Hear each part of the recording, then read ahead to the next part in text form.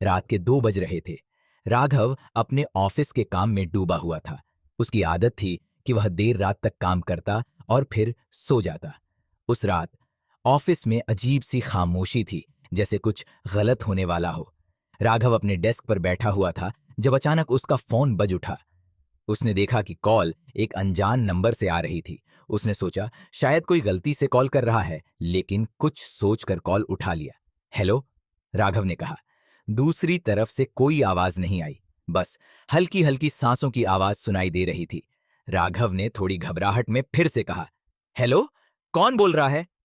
अचानक दूसरी ओर से एक महिला की धीमी और डरी हुई आवाज आई, मुझे मदद चाहिए, वो आ रहा है। राघव का दिल तेजी से धड़कने लगा।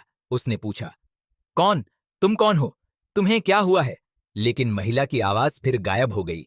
कुछ सेकंड्स बाद कॉल कट गई। राघव ने इसे किसी का मजाक समझकर नजरअंदाज किया और वापस काम में लग गया। लेकिन थोड़ी देर बाद फिर से वही नंबर से कॉल आई। इस बार आवाज और भी डरावनी थी। वो आ गया, अब कोई नहीं बच सकता।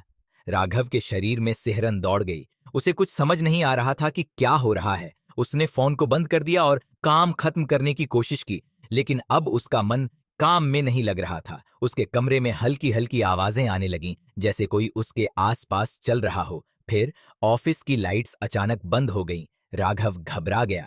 उसने चारों ओर देखा, लेकिन अंधेरे में कुछ दिखाई नहीं दे रहा था। उसने अपनी टेबल पर रखा फोन उठाया और उसकी टॉर्च चालू की। तभी उसका फोन फिर से बजा। राघव ने कांपते हाथों से फोन उठाया। वही आवाज वापस आई, इस बार और भी डरावनी। तुमने उसे देख लिया है, अब तुम्हारा भी अंत नजदीक है। राघव के गले में आवाज अटक गई। उसने तुरंत फोन बंद कर दिया और भागने के लिए दरवाजे की ओर दौड़ा। लेकिन जैसे ही वह दरवाजे के पास पहुंचा, दरवाजा खुद ब खुद बंद हो गया। अचानक उसे अपने पीछे किसी के होने का एहसास हुआ। उसने धीरे धीरे पीछे मुड़कर देखा और वहां अंधेरे में एक काली आकृति खड़ी थी। वह आकृति धीरे धीरे उसकी ओर बढ़ रही थी। उसकी आंखों से खून की बूंदें टपक रही थीं और उसके मुंह से अजीब अजीब आवाजें आ रही थीं। राघव पूरी तरह डर में डूब गया था। वह चिल्लाया, लेकिन उसकी आवाज सुनने वाला कोई नहीं था। आकृति ने धीरे धीरे उसका गला पकड़ लिया। आखिरी चीज जो उसने सुनी वह थी फोन की रिंगटोन। उसी नंबर से एक आखिरी कॉल। अगले दिन राघव के ऑफिस में उसे कोई नहीं मिला।